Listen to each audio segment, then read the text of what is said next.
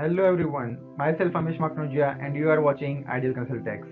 आप सब लोग जानते हैं कोरोना की वजह से पूरे वर्ल्ड वाइड में इकोनॉमी टोटली क्रैश्ड है। इकोनॉमिक साइकिल टोटली डिस्टर्ब्ड है और बिजनेस ही सारे हॉल्ट पे है। इसी बीच इंडियन गवर्नमेंट ने 20 लाख करोड़ रिलीफ पैकेज के बारे में बताया। हमारे फाइनेंस मिनिस्टर निर्मला सीतारमन ने इस पैकेज को 5 फेजेस में डिस्क्लोज किया है। आज हम बात करने वाले हैं फर्स्ट फेज के बारे में, तो चलिए शुरू करते हैं। बात करते हैं फर्स्ट ट्रांच की, जिसमें बेनिफिट दिया है 5,94,550 करोड़ की। तो यहाँ पे मैं बहुत ही शॉर्ट में एक्सप्लेन करने की कोशिश करूंगा और जिधर भी पॉसिबल हुआ मैं अपना ओपिनियन शेयर करूंगा। मैं एक्सपेक्ट करता हूँ आप भी अपना ओपिनियन शेयर कीजिए, हमें कमेंट में लिख के बताइए कि आप इस रिलीफ पैकेज से क्या एक्सपेक्ट कर रहे थे और इस पे आपका क्या ओपिनियन है। तो स्टे ट्यून्ड और ये वीडियो को पूरी देखिए। फर्स्ट हम बात करते हैं 3 लाख करोड़ की। ये 3 lakh crore MSME and business के रिलीफ के लिए है। इसके लिए ऐसे बिजनेस एंड एमएसएमई एलिजिबल होगा जिनका टर्नओवर 100 करोड़ तक है और जिनका आउटस्टैंडिंग लोन 25 करोड़ तक है। ये क्रेडिट के लिए आपका जो 29 फरवरी के दिन यानी कि फरवरी महीने के आखिरी दिन पे आपका जो लोन आउटस्टैंडिंग था उसका 20% तक आपको रिलीफ दिया जाएगा। ये 3 लाख करोड़ के पीछे का पर्पस था कि बिजनेसेस एंड एमएसएमईज को वर्किंग कैपिटल इंक्रीज हो। इसके लिए 31 अक्टूबर 2020 लास्ट डेट है। इसके लिए आपको बैंक्स एंड एनबीएफसीज को अप्रोच करना होगा, यानी कि नॉन बैंकिंग फाइनेंशियल कंपनीज को अप्रोच करना होगा। बैंक्स इसके लिए आपको 9.25% तक इंटरेस्ट चार्ज कर सकती है और एनबीएफसी इसके लिए आपको 14% तक इंटरेस्ट चार्ज कर सकती है। इसमें बैंक्स एंड एनबीएफसीज को 100% गारंटी मिलेगी। ये गारंटी देंगे national credit guarantee trustee company यानी कि एनसीजीटीसी। और एडिशनल फंडिंग के लिए, एडिशनल कोलेटरल या एडिशनल गारंटी के लिए जो बेनिफिशियरी है यानी एमएसएमई और बिजनेसेस को कोई एडिशनल चार्ज नहीं देना है। ये loan benefit for the period of 4 years मिलेगा और उसमें स्टार्टिंग के 12 मंथ्स में कोई भी प्रिंसिपल का रीपेमेंट नहीं करना है। हम बात करते हैं नेक्स्ट 20,000 करोड़ की। ये 20,000 करोड़ भी एमएसएमई के लिए है, बट यहाँ पे जो स्ट्रेस्ड एमएसएमई या एनपीए के कैटेगरी में फॉल होता है उनके लिए ये रिलीफ है। जो 20,000 करोड़ स्ट्रेस्ड एमएसएमई के लिए है इसमें इक्विटी सपोर्ट दिया जाएगा, यानी कि जो बैंक्स है वो प्रमोटर्स को लोन देगी एंड प्रमोटर्स इसको एमएसएमई में एज एन इक्विटी इन्फ्यूज करेंगे। इसके लिए गवर्नमेंट 4,000 करोड़ तक का सीजीटीएमएसई यानी कि credit guarantee fund trust for micro and small enterprises को एज ए गारंटी प्रोवाइड करेगी। बात करते हैं नेक्स्ट 50,000 करोड़ की। ये 50,000 करोड़ भी एमएसएमई के लिए है। ये एज एन इक्विटी इन्फ्यूजन होगा। इसके लिए एक separate fund of fund create किया जाएगा with A corpus of 10,000 crore. इसमें वो एमएसएमईज जो ग्रोथ पोटेंशियल रखती है वैसे एमएसएमईज को ये फंड के जरिए बेनिफिट मिलेगा। इसका पर्पस ये है कि एमएसएमईज खुद की कैपेसिटी बिल्ड करे और एक्सपेंशन करे, डाइवर्सिफिकेशन करे। इससे फायदा ये होगा कि नेशन में अपना इंपोर्ट कम हो जाएगा, यानी कि बाहर के मार्केट से अपना इंडिया में आना कम हो जाएगा और मे भी एक्सपोर्ट में हमारा इंक्रीज हो सकता है। तो फर्स्ट ट्रांच में अप टू 3,70,000 करोड़ का रिलीफ एमएसएमईज के लिए है। इसमें बेनिफिट क्या है? तो जो परफॉर्मिंग एमएसएमई है यानी कि जो वेल एस्टेब्लिश्ड एमएसएमईज है उनके लिए लॉन्ग टर्म बेनिफिट क्रिएट करेगा, क्योंकि उनके पास एक इमीडिएट लिक्विडिटी क्रिएट होगी बिकॉज बैंक्स एंड एनबीएफसी उनको इजीली लोन प्रोवाइड करेगा और बैंक्स एंड एनबीएफसी को ये लोन पे 100% गवर्नमेंट गारंटी मिल रही है। ये लिक्विडिटी की वजह से ये जो एमएसएमईज एंड बिजनेसेस जो लोग का मार्केट में अभी तक स्ट्रॉन्ग पोजीशन है वो लोग उसको इन्वेस्ट करके अपना पोजीशन मेंटेन कर सकते हैं और वो डाइवर्सिफिकेशन, एक्सपेंशन और ज़्यादा इनोवेटिवनेस में या रिसर्च में उसको इन्वेस्ट करके अपना पोजीशन मेंटेन कर सकते हैं। और मुझे इसमें एक डिसएडवांटेज भी लगा, जो स्मॉल एमएसएमईज है या जो न्यूली एस्टेब्लिश एमएसएमईज है जिनका लास्ट 6 महीने पहले या 1 साल पहले बिजनेस एस्टेब्लिश हुआ है उनके लिए ये डायरेक्ट बेनिफिट होना चाहिए था रेदर देन लोन। बिकॉज उनको अगर लोन देंगे, उनका ऑलरेडी बिजनेस नया था और बिकॉज ऑफ द कोविड-19 जो लॉकडाउन हुआ उसमें उनका बिजनेस बहुत ही बुरी तरह से डिस्टर्ब हुआ है, यानी कि इकोनॉमिक कंडीशन भी खराब है, मार्केट कंडीशन भी खराब है। तो मे बी वो पोजीशन में ना रहे कि लोन को रीपे कर सके और अपना बिजनेस भी बचा सके। तो बिजनेस को रिवाइव करने के लिए शायद उनको डायरेक्ट बेनिफिट दिया रहता तो ज़्यादा अच्छा होता। मार्केट और इकोनॉमिक कंडीशंस को रिवाइव होने के लिए मिनिमम 12 मंथ्स तो लगेगा, उससे ज़्यादा ही लगेगा। तो ऐसे केस में जो वीक एमएसएमईज है, जो वीक बिजनेसेस है, वो लोग लोन लेंगे, लेकिन वो लोन से अगर वो रिपे नहीं कर पाए या उनका बिजनेस रिवाइव नहीं हुआ तो फिर वो एनपीए ज़्यादा से ज़्यादा क्रिएट हो जाएगा। और जो एमएसएमईज या बिजनेसेस के पास ऑलरेडी लोन है और उनका उतना स्ट्रॉन्ग पोजीशन नहीं था या वो इतना परफॉर्मिंग नहीं थे और परफॉर्मिंग थे लेकिन बिकॉज ऑफ दिस कोविड-19 जो लॉकडाउन हुआ उससे उनका परफॉर्मेंस पे बहुत ही बुरा असर हुआ रहेगा। तो ऐसे केस में अगर उनका ऑलरेडी लोन ज़्यादा है तो वो लोग शायद नया लोन लेने का रिस्क नहीं लेंगे, बिकॉज कि नया लोन लेकर तो उनके पास रीपेमेंट शेड्यूल भी होना चाहिए। रीपेमेंट करने के लिए उनके पास फंड्स या रेवेन्यू साइकिल होनी चाहिए, जो कि फिलहाल हॉल्ट पे है। और इसी वजह से मे भी वो लोग ज़्यादा लोन लेने का रिस्क मे भी वो लोग ना लें। हम बात करते हैं नेक्स्ट 2500 करोड़ की। ये 2500 करोड़ ईपीएफ सपोर्ट है। इसमें ऐसा है कि जो प्रोविडेंट फंड नॉर्मली जो सैलरी में से डिडक्ट होता है 12% और जो एम्प्लॉयर कंट्रीब्यूशन करता है 12%, यह भी प्रोवाइड करेगी गवर्नमेंट अंडर प्रधानमंत्री गरीब कल्याण प्रोजेक्ट PMGKP। ये जो कंट्रीब्यूशन है वो गवर्नमेंट देगी फ्रॉम मार्च 2020 टू अगस्त 2020। इससे होगा ये कि जो लिक्विडिटी होती है, यानी कि जो कैश होती है, लोगों के पास सैलरी ज़्यादा जाएगी, यानी कि जो 12% का PF कटता था उनकी सैलरी में से, उसकी जगह पे 12% गवर्नमेंट कंट्रीब्यूट कर देगी और उनको सैलरी हाथ में पूरी मिलेगी। इससे उनकी लिक्विडिटी बढ़ेगी, और लिक्विडिटी बढ़ेगी तो उनका स्पेंडिंग कैपेसिटी बढ़ेगा।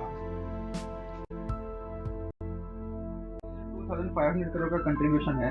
इसमें बेनिफिट ये रहेगा कि एम्प्लॉई के पास और एम्प्लॉयर के पास, दोनों के पास ज़्यादा कैश अवेलेबल रहेगा, बिकॉज कि एम्प्लॉई के पास पूरी सैलरी जाएगी और एम्प्लॉयर के पास जो 12% कंट्रीब्यूट करना पड़ता था वो नहीं करना पड़ेगा, तो उसके पास भी वो पैसा ज़्यादा रहेगा। और ये पेयर एंड पे दोनों की स्पेंडिंग कैपेसिटी इससे बढ़ जाएगी, यानी कि उसके पास खर्च करने के लिए पैसे ज़्यादा रहेंगे। लेकिन उसमें डिसएडवांटेज मुझे ये एक लगा कि ये सिर्फ अगस्त 2020 तक ही है, जबकि अभी अपना मई महीना चल रहा है। जून जुलाई अगस्त और 3 महीने तक इसको एक्सटेंड किया गया है। लेकिन इसके बाद भी जो स्मॉल एम्प्लॉयज़ है या जो जिसकी सैलरी कम है, वैसे एम्प्लॉयज़ को ये PF से इतना फ़र्क नहीं पड़ेगा अगर ये सिर्फ 3 महीने के लिए या 6 महीने के लिए रहा होगा। तो इसके लिए अगर पॉसिबल है तो इसको और एक्सटेंड करना चाहिए, एटलीस्ट फॉर अ ईयर, ताकि उनके हाथ में थ्रू आउट द ईयर पूरी सैलरी मिलती रहे। और इसमें ज़्यादा एम्प्लॉय कवर नहीं होंगे, बिकॉज इसमें जो एलिजिबल फर्म्स है उसको इंक्लूड किया गया है। तो इसमें टोटल रिलीफ सिर्फ 2500 करोड़ का ही होगा। नेक्स्ट 6750 करोड़। ये 6750 करोड़ भी एक रिड्यूस प्रोविडेंट फंड कंट्रीब्यूशन के फॉर्म में रिलीफ है। इसमें ऐसा है कि जो 12% कंट्रीब्यूशन होता है वो 10% कर दिया गया है for a period of next 3 months. लेकिन जो CPSE and public sector undertaking है उनको 12% ही करना होगा। इसमें वो सारी ऑर्गेनाइजेशन, वो सारे एम्प्लॉयर्स कवर्ड है जो लोग को 2500 करोड़ के रिलीफ पैकेज में इंक्लूड नहीं किया है। इससे होगा ये कि जो लिक्विडिटी रहती है, यानी कि लोगों के हाथ में कैश ज़्यादा रहेगा, बिकॉज कि 2% जो प्रोविडेंट फंड अकाउंट में जाना चाहिए था वो भी लोगों के पास रहेगा। इसमें बेनिफिट ये है कि इमीडिएट लिक्विडिटी, जैसे कि हम लोगों ने पहले भी बात की कि इसमें लोगों के पास कैश ज़्यादा रहेगा, उससे उनकी स्पेंडिंग कैपेसिटी बढ़ेगी। और इसमें कुछ डिसएडवांटेज ये लगा कि ये ऐसा होगा कि जो PF मुझे रिटायरमेंट पे मिलना था, प्रोविडेंट फंड का बेनिफिट मुझे रिटायरमेंट पे मिलना था, वो मुझे आज दिया गया है। मतलब ऐसा होगा कि ये मेरा फ्यूचर से बोरिंग किया गया है। जो 2% रिडक्शन हुआ, that is boring for my future. तो मुझे फ्यूचर में जो बेनिफिट मिलना था वो कम हो गया। और ये सिर्फ अगले 3 महीने तक है। अगले 3 महीने तक मतलब 2% का रिडक्शन से आई डोंट थिंक इतना कुछ ज़्यादा इम्पेक्ट आएगा एक इंडिविजुअल के हाथ में। बात करते हैं नेक्स्ट 30,000 करोड़ की। जैसे एक लिक्विडिटी स्कीम है for non banking finance companies and housing finance companies के लिए। इसमें ऐसा होगा कि जो लार्ज पब्लिक सेक्टर बैंक होगी वो स्पेशल पर्पस व्हीकल, यानी कि एक सेपरेट एंटिटी के थ्रू एक बॉन्ड्स इश्यू करेगी। ये बॉन्ड्स गवर्नमेंट गारंटेड होंगे और ये परचेज करेंगे RBI। और बॉन्ड के अगेंस्ट में जो RBI से पैसा मिलेगा वो इंटर्न ये लोग डेट एक्वायर करेंगे, यानी कि एक NBFC और HFC में ये इन्वेस्ट करेंगे, जिससे NBFC और HFC को पैसा मिलेगा। लेकिन ये जो इन्वेस्टमेंट होगा वो शॉर्टर पीरियड के लिए होगा, यानी कि with a maturity of 3 months. मेरे हिसाब से अगर रिलीफ देना था तो एटलीस्ट 3 इयर्स का देना चाहिए था, बिकॉज वो उनके हाथ में एक लॉन्ग टर्म बेनिफिट क्रिएट करता।